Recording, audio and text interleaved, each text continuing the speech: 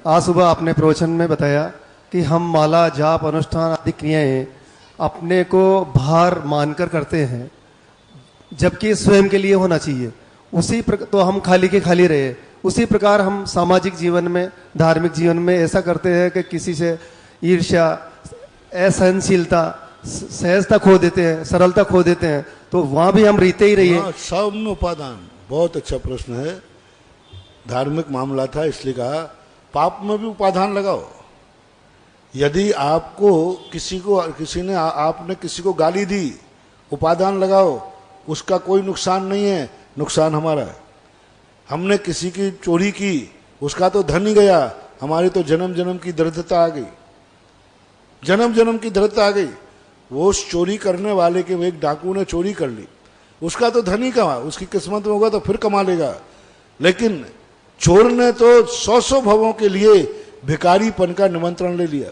अब वो 100 भव तो भिखारी होगा, और कर्म उसको ऐसी दशा करेगा कि वो चोरी करने लायक भी नहीं रह पाएगा, भीख मांगेगा। तो हमने सामने वाले को नहीं लूटा है, हम 100 भवों के लिए स्वयं लुट गए हैं। तो हर ईर्षा में, पाप में, क्रोध में, सब में हम दूसरे का कुछ बिगाड़ सकते नहीं। लगता है कि हमने इसका बिगाड़ दिया, सत्य यह है कि मैंने अपने खुद का बिगाड़ कर लिया।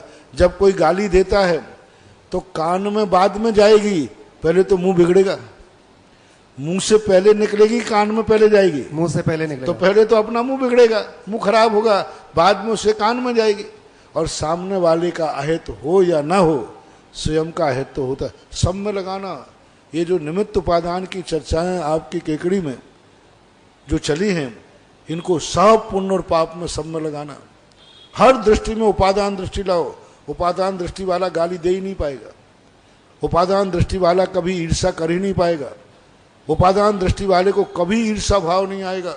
कितना भी किसी की प्रशंसा हो जाए, कितना भी किसी का सम्मान हो जाए, उसके मन में किंचित मात्र भी ईर्षा नहीं आएगी। अक्सर कर लोग क्या करते हैं, स्वयं की प्रशंसा होवे या नहीं होवे, लेकिन दूसरे की प्रशंसा हो गया तो मिर्ची लग जाती, आग लगती, आग। हाँ, एक सबसे बड़ी जिंदगी का वीक पॉइंट है। सबसे बड़ा कमजोर व्यक्ति कौन? कितनी बड़ा मुनि बन जाए, कितनी बड़ा ज्ञानी बन जाए, कितनी बड़ा धनवान बन जाए, सबसे बड़ा वीक पॉइंट पापी कौन? कि वो दूसरे की प्रशंसा सुन सकता है या नहीं। कितने लोग हैं जो स्वयं सम्मान नहीं चाहते, लेकिन दूसरे के सम्मान से ऐतराज है। एक व्यक्ति था, सम्मान समारोह था, तो उसमें सम्मान हो रहा था, झगड़ा करे, इसका क्यों सम्मान हुआ, ये सम्मान के लायक नहीं है, गलत है। तो मैंने कहा भैया अब वो तो हो ही गया, तू हल्ला मत कर, मैं तेरा सम्मान मैं करवा देता हूं। बोले नहीं, मैं तो माला पहनूंगा नहीं, मेरा तो त्याग है। यथार्थ घटना राजस्थान की है। मैं तो माला पहनूंगा नहीं, मेरा तो माला का त्याग है। लेकिन इसको माला क्यों पहनाई गई? मैंने कहा तुम उस मानी से भी जहां मानी हो, तुम्हारा पतन निश्चित है। जिंदगी में माला मत फेरना, तुम दूसरे की माला पे ऐतराज है।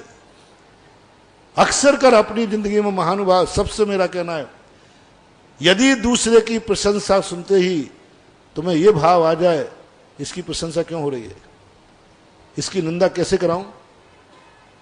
महाराज जी तुम नहीं जानते इसकी कुंडली। अब महाराज के पास पर्ची भेजो, महाराज इसकी कुंडली देखना, लोगों की आदत होती है। मैं समझ देता हूं ये सबसे निकृष्ट आदमी है। कभी भी दूसरे की अपनी प्रशंसा सुनो या ना सुनो, दूसरे का सम्मान झूठा भी हो, गलत भी हो रहा हो, इसके पुण्य का उदय है, हो रहा है। इसने जरूर कोई पुण्य उदय किया होगा, तब तो इसको झूठी माला मिल गई। लेकिन सहन नहीं होती लोगों को। जिंदगी का सबसे बड़ा वीक पॉइंट है, व्यक्ति सम्मान चाहे या नहीं चाहे, दूसरे की प्रशंसा सुनकर तुम्हें कैसा लग रहा है। मैं तो सदा कहता हूं, हमारे तो ऐसे रहते हैं। एक व्यक्ति ने कहा महाराज जी हमारे कभी अच्छे दिन आएंगे कि नहीं आएंगे, हम बहुत बुरे दिन हैं। मैंने कहा आ सकते हैं। बोले महाराज आ जाएंगे, पहले एक टेस्ट देना पड़ेगा। तुम क्या किससे पर? बोले महाराज हम बहुत गरीब हैं। अब मेरी कभी गरीबी जाएगी, मैंने कहा चली जाएगी। ये बताओ अमीर को देख के कैसा लगता है?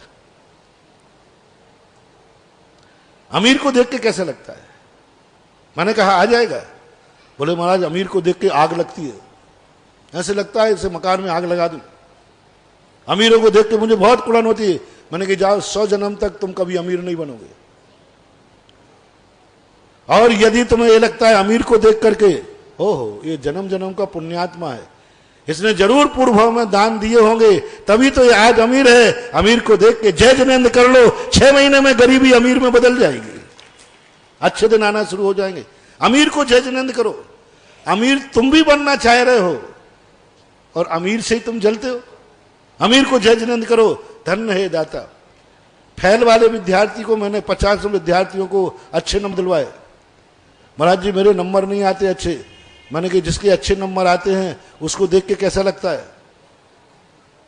महाराज जी बहुत बुरा लगता है। मैंने कहा बेटा इंग्लिश आर्ट सप्लीमेंट्री क्या करें? हमने कहा उसको जिसके अच्छे नंबर आए सुबह उठकर उसको जय जिनेंद्र शुरू करो, शाम को हो जाए तो जय जिनेंद्र करो, और हो सके तो उसके पैर छुओ। धन्य है वही क्लास में आप हैं, वही पे मैं हूं, आपने बहुत बड़ा ज्ञान का छोपसम दिया। उस साल उसके नंबर बढ़ गए और आगे बढ़ते बढ़ते जो तीसरे नंबर पर था वो पहले नंबर पर आ गया। मां जय जिनेंद्र करने अंदर से। इसलिए महानुभाव सबसे मेरा कहना है दूसरों की प्रशंसा सुनने की आदत डालो। क्यों अपना पाप कर्म मानते हो? ईर्षा आदि उपादान दृष्टि वाला कभी ईर्षा नहीं कर सकता, कभी ईर्षा भाव नहीं आएगा। वो कहेगा ठीक है इसके पुण्य का उदय है इसलिए प्रशंसा हो रही, बल्कि वो जय जिनेंद्र और जाके करेगा। लेकिन होता नहीं बंधुओं, होता नहीं। दूसरे की प्रशंसा, अपनी प्रशंसा हो या ना हो, लेकिन दूसरे की प्रशंसा सहन नहीं होती। और मेरी भावना में सबसे पहले कहा देख दूसरों की बढ़ती को कभी न ईर्षा भाव करूं। ये सब में लेना। देर बढ़ते कहना है कभी किसी की प्रशंसा हो रही हो कभी ईर्षा नहीं करना। बहुत अच्छा बात है। अन्यथा लोग तो इतने, मैं तो बहुत परेशान हूं। जब भी किसी की प्रशंसा कर देता हूं 1-2 दिन में आ जाता महाराज इसकी कुंडली। एक बार व्यक्ति का बहुत बड़ा सम्मान हुआ, प्रमाण पत्र, दूसरे दिन इतने पत्र आए महाराज जी जिसका आपने सम्मान किया मालूम वो कैसा है, मालूम वो कैसा है। और मैंने कहा कि इसका सम्मान नहीं करते तो इसकी कुंडली नहीं खुलती।